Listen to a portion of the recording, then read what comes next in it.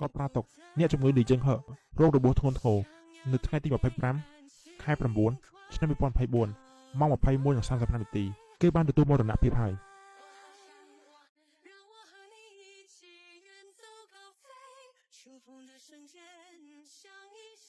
អបអរសាទរអ្នកស្រីដែលមានគេបរិច្ចាគភ្នែកឲ្យអ្នកស្រីហើយភ្នែករបស់អ្នកស្រីក៏បានវះកាត់ជោគជ័យដែរអរគុណលោកគ្រូពេនអរគុណលោកគ្រូពេន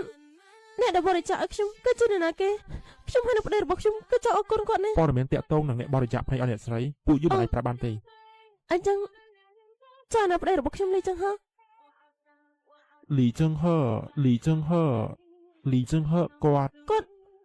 គាត់យ៉ាងម៉េចហើយលីជឹងហឺគាត់កាលពី1ម៉ោងមុនបានស្លាប់បាត់ហើយស្លាប់ហើយមិនអាចទៅរួចនោះទេ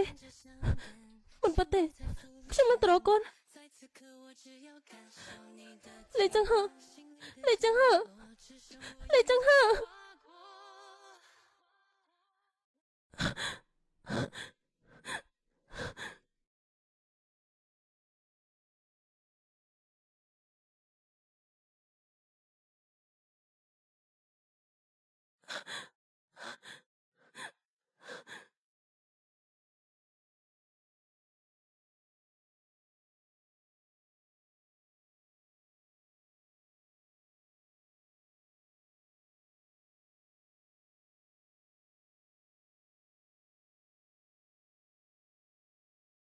ពួកយើងរៀបការជាមួយគ្នាទៅនាងកុំស្ដាយក្រោយ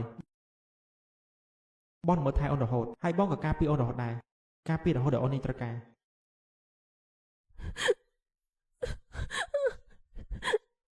ក្រែបងថាបងនឹងការពារអូនអស់មួយជីវិតនោះអីបងក្រោកឡើងបងមនុស្សកុហកបងកុហកអូនបងកុហកអូនស្រីចង្រៃនាងធ្វើឲ្យកូនប្រុសរបស់ខ្ញុំបាត់បង់ជីវិតគុំដោយសារតែនាងមានដំណក់ឈាមគ្រួសារលីរបស់ខ្ញុំនៅក្នុងពោះរបស់នាងទេបើមិនអញ្ចឹងខ្ញុំក៏មិនដាច់ចិត្តឲ្យគេយកភ្នែករបស់កូនប្រុសខ្ញុំបរិយាឲ្យភ្នែករបស់នាងដែរហើយខ្ញុំក៏មិនអនុញ្ញាតឲ្យនាងជួបកូនប្រុសរបស់ខ្ញុំជាលើកចុងក្រោយដែរខ្ញុំមានផ្ទៃពោះបងសម្លាញ់បងលើដែរទេគឺពួកយើងមានកូនហើយបងខ្លាចជាប៉ារបស់គេហើយនៅការនេះមានលុយ50លានល្មមឲ្យនាងនិងកូនរបស់នាងទៅរស់នៅក្រៅប្រទេសបានខ្ញុំសង្ឃឹមតែនាងបើមិនចាំបាច់ទេកុំមកវិញដោយសារតែខ្ញុំឃើញនាងគឺខ្ញុំនឹកឃើញកូនរបស់ខ្ញុំ